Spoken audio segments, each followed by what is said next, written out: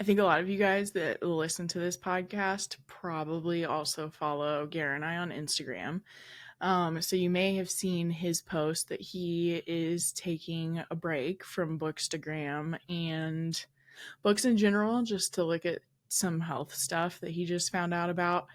So if you want more information on that, I'm going to tell you to just go read his post since that has most of the information. But for this week, you guys are going to hear my very hard to narrow down list of books that I am super excited for this spring. And because I have to explain my parameters, as you probably know by this point, I basically consider spring March, April, and May. So I don't know if June is technically considered spring, but to me it feels like summer. And I feel like winter is like December, January, February to me. So when I was putting together my list of spring thrillers that I'm excited to read, those were the ones that I was looking at. March, April, and May is what we're looking at with this list. And there were so many. Like, I knew I definitely had enough to talk about when I was thinking about this subject. But then when I actually went into my Goodreads and was looking at my to read shelf, also, if you're ever in a random situation like I am with a podcast, where I'm trying to come up with books from that are coming out in a certain time period, you can basically sort your shelf by pub date, and then you just see everything in order based on the publication date. So that made it a lot easier for me every time I do subjects like this. So, little fun Goodreads fact for you if you didn't know that at this point, and if you ever need it in the future. But when I went into my to read on Goodreads and was like scrolling through spring 2024, I was like, how am I even going to narrow this down? So there are also more than 10 thrillers that I am super excited for this spring, and it's making me realize that I'm going to have a lot of reading to do, which is like one of the best feelings, honestly.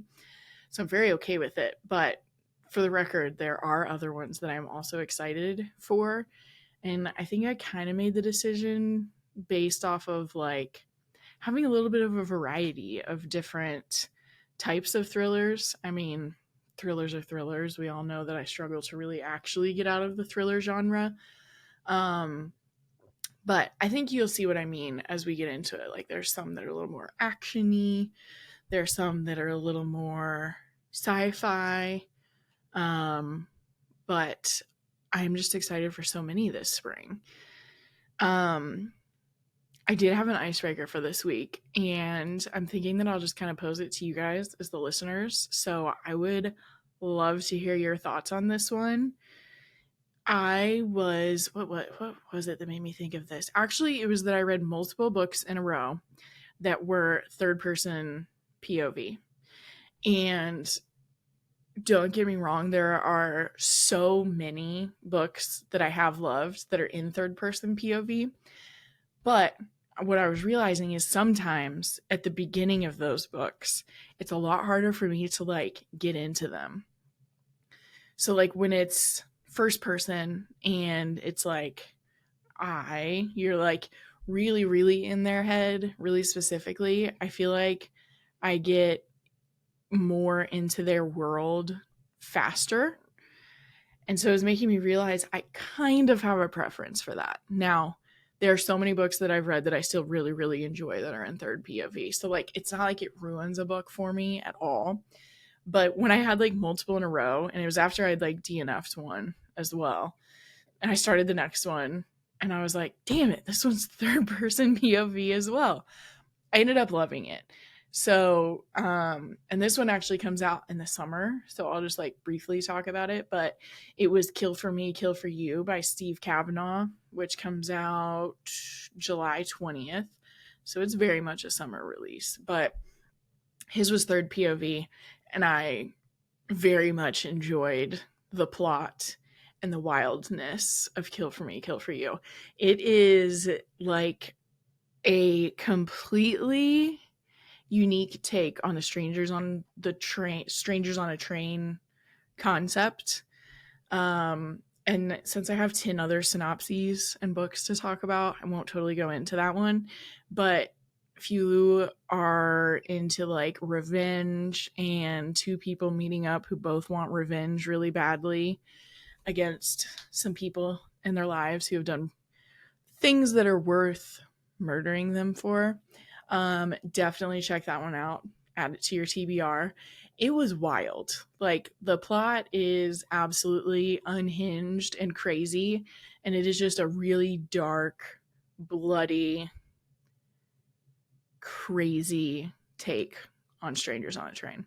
Very much has its own plot. There's a lot that veers off of that. Like, I hate to call it a trope because it's like a whole book, but the Strangers on a Train concept, it very much like goes in its own direction as well. So there's my little blurb about that one, but that one is also in third person POV. I didn't end up loving it, but if I was given the choice, I prefer to be completely in the characters' heads, even if it switches like whose POV we're in the books. I kind of prefer to be in that like I perspective. And I'm definitely interested what the rest of you think. So DM me your thoughts. If you're listening on Spotify, you can actually answer the question underneath the episode. So let me know about that one. The other thing I've been thinking about, because I've just been thinking about ways to improve the show, make it more fun for everyone who's a listener, like all of that. And something that's really been growing lately is like communities that aren't necessarily like a Facebook group or something like that. And I'm wondering if any of you are interested in like a Discord server. I don't know if you've heard of Discord, but it's kind of like a forum and a chat room, but it's like everyone in the forum slash chat room slash server is all interested in a certain topic. And since a lot of us read a lot of the same things, or follow a lot of the same news, and maybe would enjoy having conversations with other people throughout the week as well, about kind of bookstagram related things, thriller related things. I was wondering what the interest level was in like maybe a Killing the Tea Discord, something like that. So definitely let me know your thoughts. I've been wondering if that would be something fun to kind of develop. So yeah, I keep saying let me know your thoughts, but I do mean it. If anyone is interested in that, definitely let me know. So with all of that out of the way now, we can dive into the 10 thrillers that I've picked that I am so excited to read this spring. My first one is by Miss Kelly Garrett, who I read her book like a sister and was totally obsessed with it. Really loved it. And so I'm very excited for her next thriller that comes out on April 30th, and it's called Missing White Woman. The truth is never skin deep. It was supposed to be a romantic getaway weekend in New York City. Brianna's new boyfriend, Ty, took care of everything. The train tickets, the dinner reservations, the rented 4-store luxury row house in Jersey City with a beautiful view of the Manhattan skyline. But when Bree comes downstairs their final morning, she's shocked. There's a stranger laying dead in the foyer, and Ty is nowhere to be found. A black woman alone in a new city, Bree is stranded and out of her depth, especially when it becomes clear that the woman is none other than Janelle Beckett, the missing woman the entire internet has become obsessed with. There's only one person Bree can turn to, her ex-best friend, a lawyer with whom she shares a very complicated past. As the police and a social media mob close in, all looking for hashtag justice for Janelle, Bree realizes the only way she can help Ty or herself is to figure out what really happened that last night. But when people only see what they want to see, can she uncover the truth that's hiding in plain sight? This one has so many of my favorite things going on. I think it's always interesting when people include kind of like the way the internet gets true crime obsessed with certain cases. So even this hashtag justice for Janelle sounds very fascinating to me. Also, the idea of being like in a new city and you're like, what just happened? How am I going to figure this out? Very thrilling with that kind of thing happening in the book. And Like a Sister was just so much fun, and the pacing was so fun, and her voice as a writer was so fun. So I am super excited to dive into this one as well. And it's also kind of giving me vibes of Almost Surely Dead by Amina Akhtar that you've all heard me talk about here in the last couple of months, with the whole missing persons, internet's reaction to it all. And the cover is gorgeous and has actually a lot of the same colors as Almost Surely Dead. So it's definitely giving me some vibes to that book as well in terms of a comp. And I'm just really excited to read it. The next one that I'm very excited for is also from an author whose books I've read before. And that is A Lovely Lie by Jamie Lynn Hendricks, who you know we love here on the podcast. It comes out on May 28th. And it is about this. Is it better to believe a lovely lie or to know the horrible truth?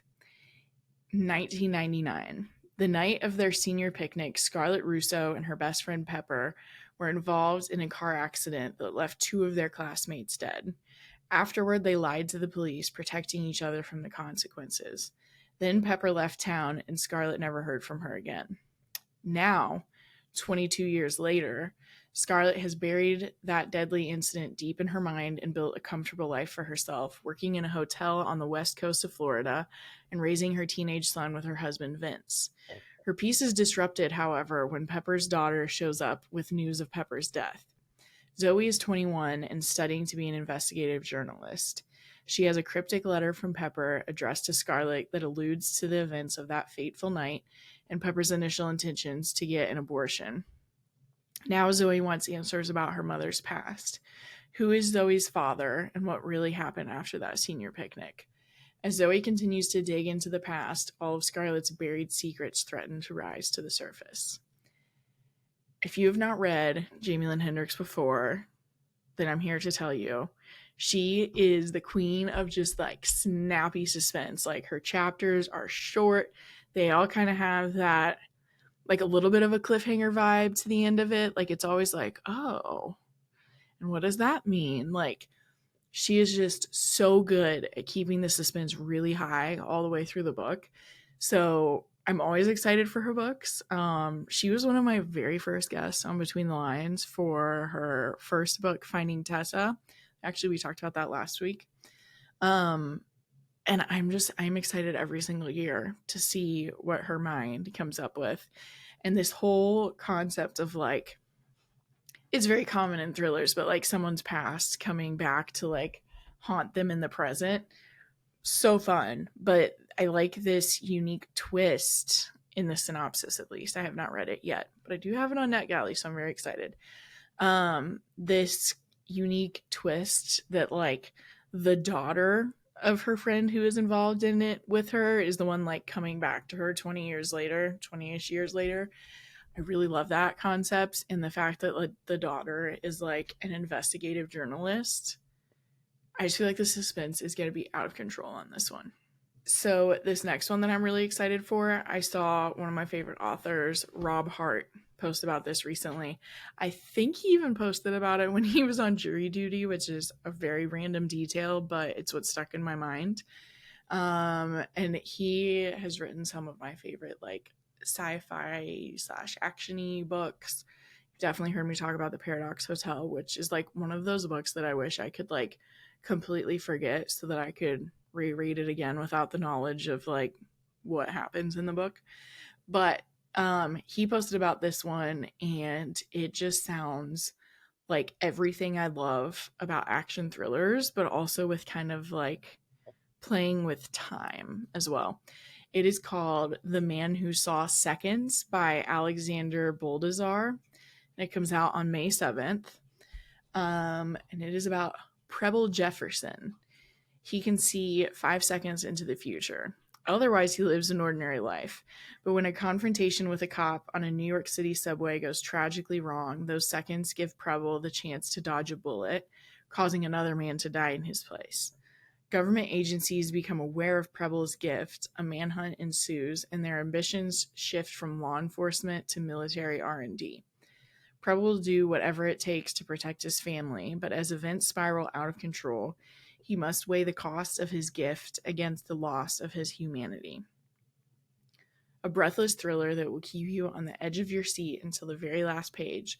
The Man Who Saw Seconds explores the nature of time, the brain as a prediction machine, and the tension between the individual and the systems that we create. This is an adrenaline-pumping read that will leave you contemplating love, fear, and the abyss. So clearly there's a lot going on in this one.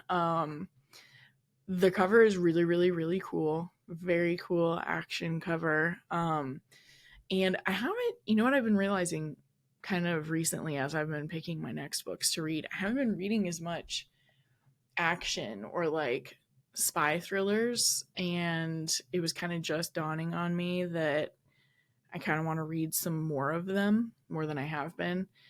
And then I saw him post about this, and I was like, well, I really want to read that now. I haven't been able to find it on NetGalley, so if anyone magically knows where this exists as an ARC or an eGalley, whatever you want to call it, definitely let me know, because this sounds right up my alley. I'm always intrigued by the questions that get brought up in novels that kind of play with time. So this one doesn't sound like it's time travel necessarily, but he can see clearly like 5 seconds into the future. And as someone who has a mind that works a little bit overtime trying to make predictions into the future, that little blurb at the end that says it explores the nature of time and the brain as a prediction machine definitely grabbed my attention. I always think it's really interesting when stories sometimes help us think about why we predict things the way that we do. And I feel like sometimes then it's also like talking about the kind of control we actually could have over the future. So I am really excited about this one. I would probably read it right now if I had access to it, but it might just be that I get it on May 7th. So in keeping with my theme of stories that really look at our minds and how our thoughts influence things, I am really excited to read You Know What You Did by KT Nguyen. It comes out on April 16th. And like one of the little, I don't know if you call it a subtitle on the cover or just kind of like, it's not a blurb, it's not a review, but it says, if thoughts could kill, ... Annie Anli Shaw grew up poor, but seems to have it all now. A dream career, a stunning home, and a devoted husband and daughter. When Annie's mother, a Vietnam War refugee, dies suddenly one night, Annie's carefully curated life begins to unravel. Her obsessive-compulsive disorder, which she thought she'd vanquished years ago, comes roaring back, but this time the disturbing fixations swirling around in Annie's brain might actually be coming true. A prominent art patron disappears, and the investigation zeroes in on Annie. Spiraling with self-doubt, she distances herself from her family and friends, only to wake up in a hotel room, naked next to a lifeless body. The police have more questions, but with her mind increasingly fractured, Annie doesn't have answers. All she knows is this: she will do anything to protect her daughter, even if it means losing herself. With dizzying twists, You Know What You Did is both a harrowing thriller and a heartfelt exploration of the refugee experience, the legacies we leave for our children, and the unbreakable bonds between mothers and daughters. So this one, at least on Goodreads, has like so many things at the beginning that are like the most anticipated crime fiction of 2024 from Crime Reads, and like spring 2024 mysteries and thrillers in Top 10 Publishers Weekly. There are so many places that have included this in their like spring or 2024 like look out for this book articles. So I am not alone in how excited I am for this one. And it sounds fascinating and also a little bit terrifying that her spiraling thoughts could have something to do with everything that's happening in this book, in the story, all of the stuff that's going on. So I'm very excited to see how this one plays out. And it is a debut thriller and is getting this much buzz around it, which is always fun. I know we've talked about it on here before. It's always fun, like finding some of those debut authors each year that you just absolutely fall in love with, not fall in love in. And the way that then you're like excited for their next one. So I am super excited for this one. The cover for this one is very dramatic and cool as well. So definitely go check it out. The next one that I am very excited about comes out on April 16th. It's called While We Were Burning by Sarah Coffey. I'm assuming that's the pronunciation. Her last name is Koffi. So I'm hoping that's correct. After her best friend's mysterious death, Elizabeth Smith's picture-perfect life in the Memphis suburbs has spiraled out of control. So much so that she hires a personal assistant to keep her on track. Composed and elegant, Brianna is exactly who she needs. She slides so neatly into Elizabeth's life, it's almost like she belonged there from the start, and proves herself indispensable. Soon, the assistant Elizabeth hired to distract her from her obsession and her friend's death is the same person working with her to uncover the truth behind it. Because Brianna has questions too. She wants to know why the police killed her young black son, why someone in Elizabeth's neighborhood called the cops on him that day, who took that first step that stole her child away from her. And the only way she's ever going to be able to find out is to entwine herself deep into Elizabeth's life where the answers to her questions lie. As the two women hurtle towards an electrifying final showdown and the lines between employee and friend blur, it becomes clear that neither of them is what they first appear. Obviously, it sounds like there are a lot of things going on in this book, but what is super intriguing to me, at least from the synopsis, is kind of that last part that I read about, where the deeper we get into the story, the more we realize how neither of them were like kind of who we thought they were at the beginning, which kind of makes me feel like this is going to be one where you're like conflicted about who you're pulling for, which makes me think of like, what am I thinking of? The Lies. Oh my gosh, I can't believe that I'm forgetting what this one is. The Lies I Told. You know how like there's so many books in the thriller genre that are about lies. And yep, The Lies I Tell by Julie Clark. That is kind of what it's reminding me of. I mean, I don't know that it is that for sure, but kind of like not knowing who to pull from, I feel like is its own tension itself. So like outside of the thrilling aspects of a book, there's also like the tension of like, wow, I'm invested in both characters and maybe they seem at odds. So I will be devouring this one when I get my hands on it. This next one is by an author who I have enjoyed so many of her books, and she has so many books. I don't even remember how many she has. But Megan Miranda has another thriller coming out on April 9th called Daughter of Mine. It's a really short synopsis.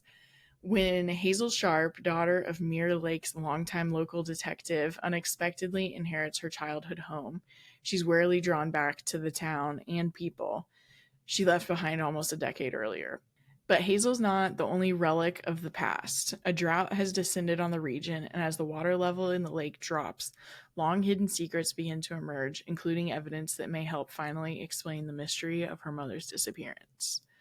So this sounds like another small town Megan Miranda thriller, which I do think my favorite of hers of all time is All the Missing Girls, which was like a similar setup in the sense that someone's like drawn back to their small hometown and then secrets come out, which is common in a lot of thrillers, obviously.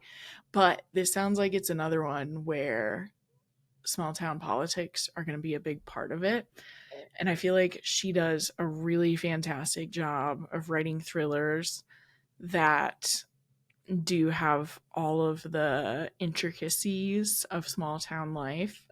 Also, the cover is so cool. I feel like I've said that about so many of them in this episode, but it's just true. It is so eerie looking while still very much looking like a Megan Miranda book. Her books are some of those that, like, they all seem to have like a through line, and it might just be the font as I'm looking at it.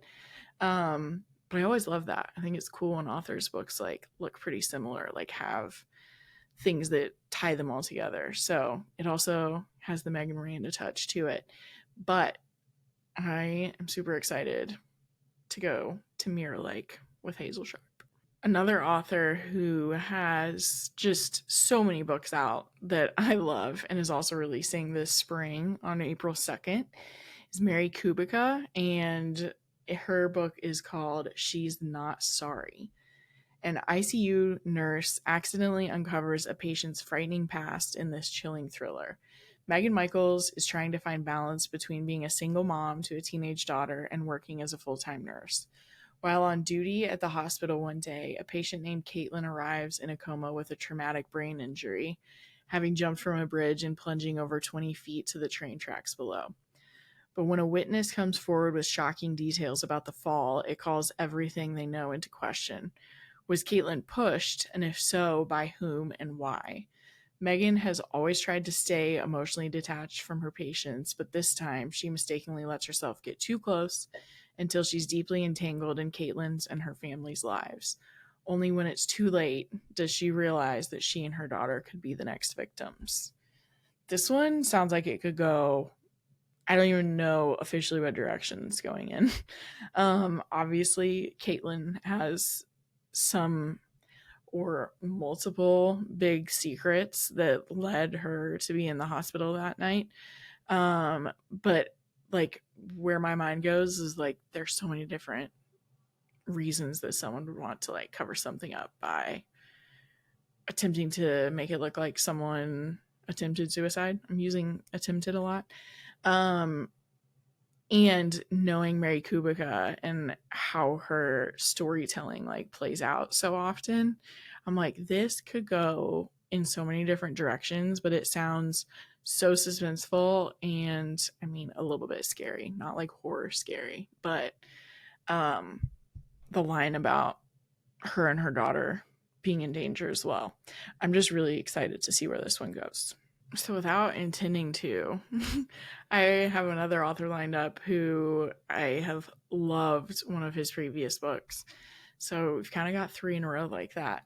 But The Last Murder at the End of the World by Stuart Turton comes out on March 28th. So that one is coming up here soon. But he also wrote, from a while ago, 2018, The Seven and a Half Deaths of Evelyn Hardcastle, which was one that, like, first of all, I'm pretty sure it qualified as historical fiction, and I don't always love that.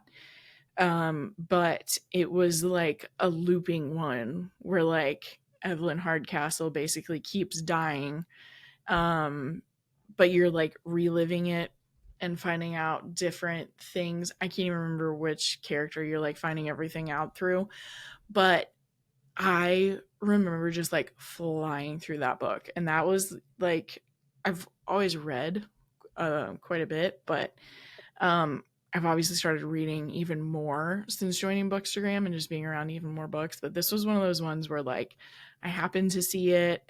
I was like, okay, people are really talking about this. And I so much enjoyed it. Like I would almost reread that one as well, I guess is what I'm saying. And it also made me realize as I was like preparing for this episode that I need to find more. I do like time loops and kind of like playing with stuff that way. So if anyone has read Evelyn Hardcastle or just books with time loops in general that you think that I would love, definitely send them my way because I'm realizing that is like a version of the genre that I haven't read much of recently. But that being said, he has a book coming out this year, The Last Murder at the End of the World. solve the murder to save what's left of the world. Outside the island, there is the world destroyed by a fog that swept the planet, killing anyone it touched. On the island, though, it's idyllic. 122 villagers and 3 scientists living in peaceful harmony. The villagers are content to fish, farm, and feast, to obey their nightly curfew, to do what they're told by the scientists. Until, to the horror of the islanders, one of their beloved scientists is found brutally stabbed to death, and they learn the murder has triggered a lowering of the security system around the island, the only thing that was keeping the fog at bay. If the murder isn't solved within 92 hours, the fog will smother the island and everyone in it.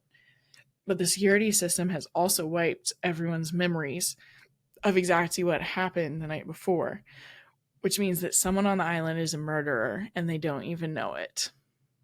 This one, after you just heard me gushing about Evelyn Hardcastle, we have like wiped memories going on, which is kind of similar with Evelyn Hardcastle. You're like looping each time, trying to figure out where the murder, who murdered, whatever. My dogs are barking if you can't tell, so it's distracting me a little bit.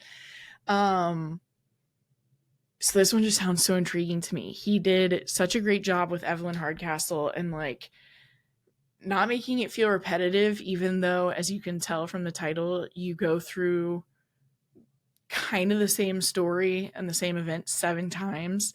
He still kept it so fresh, is what I remember about that. And I feel like this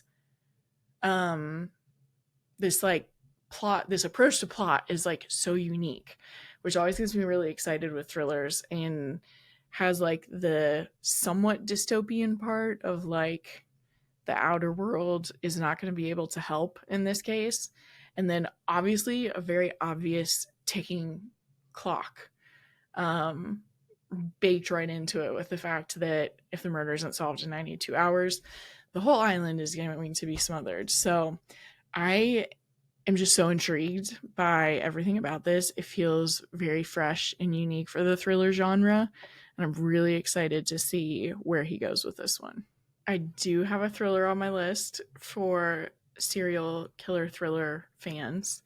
That was quite a sentence, but it is called Don't Turn Around by Harry Dolan. The police call him Mercury. He's a killer who seems to choose his victims at random. He leaves no evidence behind and no witnesses, except for one.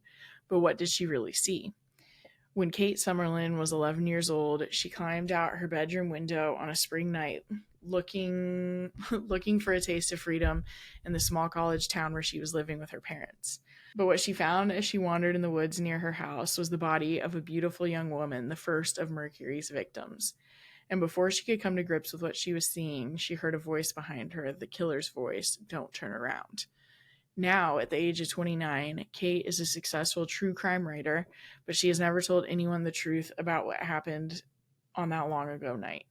When Mercury claims yet another victim, a college student named Brian Cahill, Kate finds herself drawn back to the town where everything started.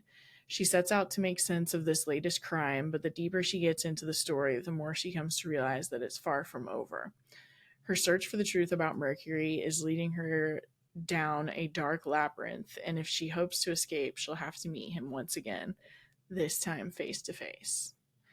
This one sounds slightly terrifying, which I feel like is the case with a lot of serial killer thriller ones, but like just the creepiness of him like being behind her when she's 11 years old and being like, "Don't turn around."